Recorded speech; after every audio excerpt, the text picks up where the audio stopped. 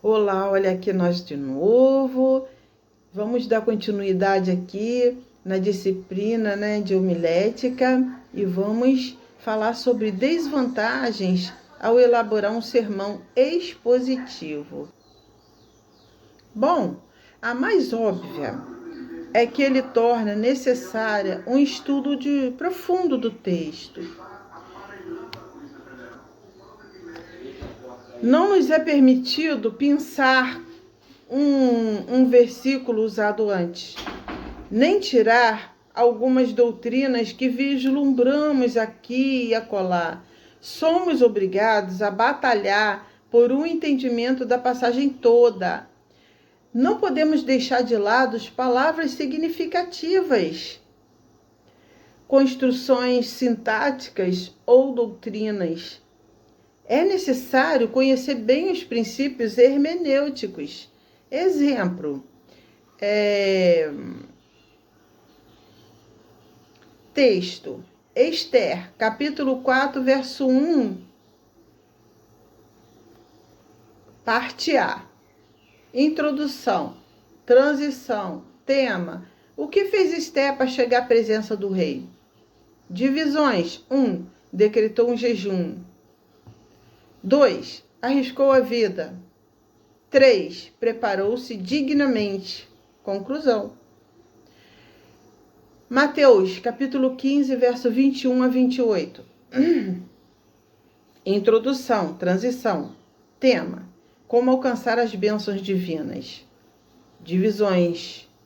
1. Clamando a Jesus, verso 22. 2. Humilhando-se diante de Deus, 3. Tendo fé em Jesus. Conclusão. Clamando a Jesus. Ilustrações e figuras de linguagem, seu valor. Necessárias pelo interesse que desperta nos ouvintes, quebra a monotonia, embeleza o estilo e facilita a compreensão, ajuda na comunicação. Método usado por Jesus em Mateus capítulo 6, verso 25 a 34. Jesus também usou em outras ocasiões, como a cruz, o batismo, a ceia do Senhor.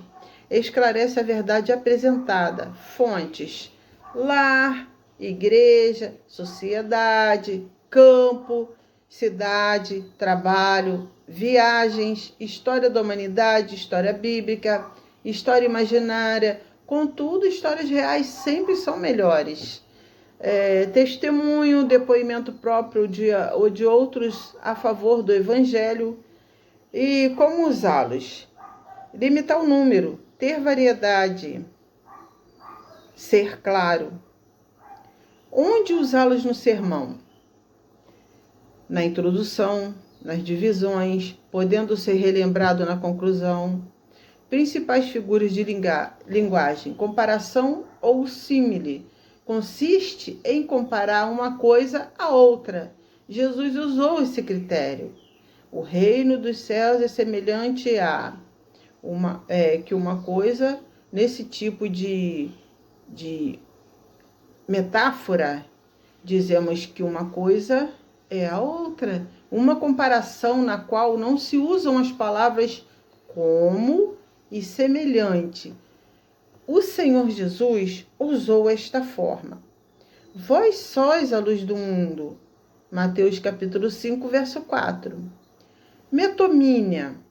Esta figura consiste em tomar parte pelo todo e vice-versa. O geral pelo particular e o particular pelo geral. Raquel chora pelos seus filhos, representando os filhos de Israel.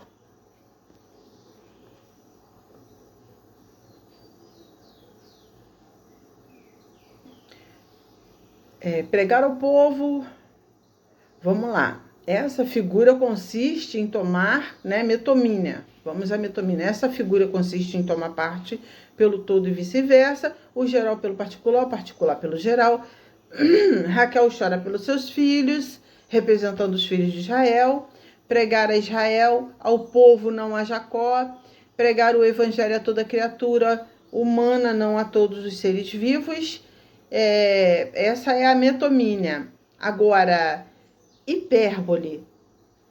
Esta figura engrandece ou diminui exageradamente o valor real das coisas ou ideias.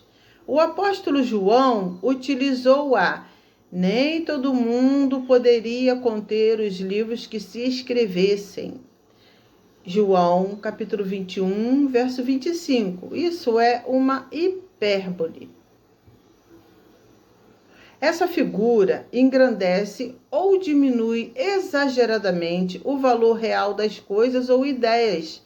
O apóstolo João utilizou-a. Nem todo mundo poderia conter os livros que se escrevessem, né? Agora vamos à parábola. Parábola é uma narração alegórica que encerra doutrina moral. Pode ter valor ou sentido celestial, como vemos na Bíblia. Uma forma de narrar uma verdade através de uma história. Fábula é uma narração alegórica, cujos personagens geralmente... Bem, então, a parábola, ela, como vemos na Bíblia, é uma forma de narrar a verdade através de uma história.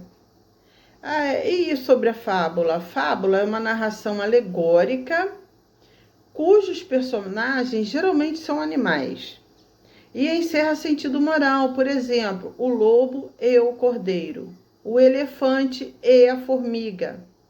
A alegoria funciona à base de personificação.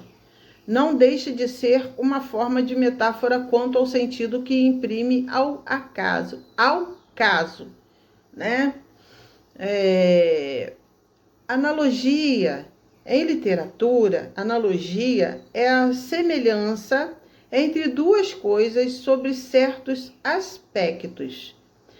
É o processo pelo qual o espírito, observando as relações e semelhança das coisas, se eleva ao descobrimento da razão dessas relações e semelhanças. Por exemplo, as relações que existem entre as línguas neolatinas.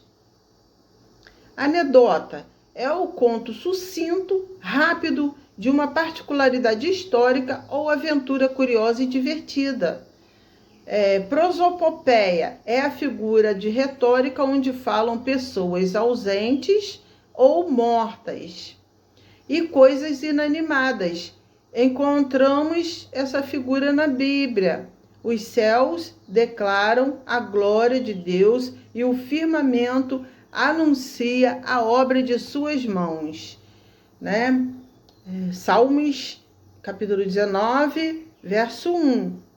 Episódio biográfico é um tipo muito utilizado para ilustrar sermões. São pequenos testemunhos de alguém conhecido por todos. Agora vamos falar pleonasmo, que é o último dessa relação. É emprego desnecessário de uma palavra, né? Uma ênfase desnecessária. Exemplo, ele desceu para baixo. Ela cantou uma canção. Entendeu? Agora vamos falar sobre a oratória cristã e sua história. A arte de falar bem, oratória. História. É né? O mais antigo dos tipos de discursos cristãos. Pouco sabemos de sua história. No entanto, podemos apontar alguns registros dignos de aceitação. Prevalecia entre os judeus a prática de explicar em forma popular as lições das Escrituras nas sinagogas. Entretanto, ainda não existia retórica. Isso é uma preocupação em como transmitir esse discurso. Desde o início do cristianismo, essa prática judaica foi adotada pela congregação cristã, com exceção dos atributos a Hipólito. Não temos nenhum exemplo desse tipo de atividade mais antigo que as homílias de Orígenes, que datam do século III. Tornando essas como modelo, a homília cristã primitiva pode ser descrita como a exposição popular de uma porção das escrituras sagradas, acompanhada de reflexões e exortações morais. Distingue-se do sermão, cuja forma reflete mais a influência da retórica das escolas. Segue mais a ordem, do texto ou da narração bíblica, e não o estilo retórico ou ensaio didático do sermão. A origem da palavra. O nome parece ser o mais adequado.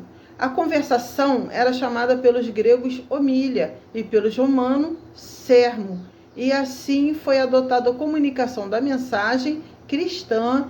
Era uma conversa com os ouvintes, como um diálogo em família, informal. Por isso, o nome homilética parece ser bem apropriado. A origem da retórica. A homília como arte de falar bem. Os gregos são os criadores, os donos da retórica, mas de fundo exclusivamente político, forense, relativo aos tribunais, e filósofo. Haja vista que Sócrates, Platão e Aristóteles, assim como Sócrates, era de opinião que a retórica como arte de falar em público devia estar a serviço da verdade. O desenvolvimento da oratória cristã. A mensagem hebraica era a palavra de Deus transmitida pelos profetas, rabinos, sacerdotes, escribas e outros, ao povo hebreu. Não havia preocupação com a oratória, mesmo sob influência aos romanos. Chega o cristianismo e as coisas mudam face aos novos objetivos. A retórica vai contribuir com a forma, isto é, com as regras.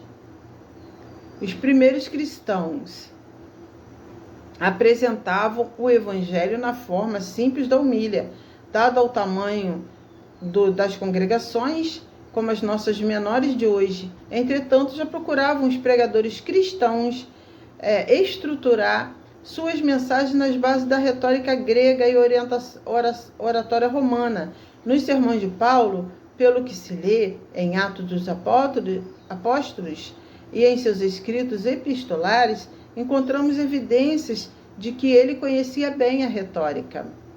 No segundo século, encontramos ainda a influência da retórica nas mensagens cristãs de Clemente de Alexandria, entre 160 e 220, Tertuliano, entre 150 e 220, comprovada através dos seus escritos. Contudo, Orígenes, 185, 250, Quem dá início à explicação da retórica nos sermões, ou oratória sacra, sendo ele grande hermeneuta, intérprete de textos, começa uma dissertação formal que muito contribui para o discurso cristão. O Renascimento e a Reforma. O retorno ao estudo do grego, do latim, pelos humanistas, teve início em uma nova era nos estudos da homilética, desenvolvendo-se o método escolástico, princípios filosóficos de grande efeito didático da época. O mais importante foi o famoso e erudito Desidério Erasmo, entre 1457 a 1536, com o livro O Pregador do Evangelho, publicado em 1535, que muito adicionou à arte de pregar. Vamos parar por aqui esse vídeo e vamos ao próximo para terminar. Amém? Fica na paz. Deus abençoa.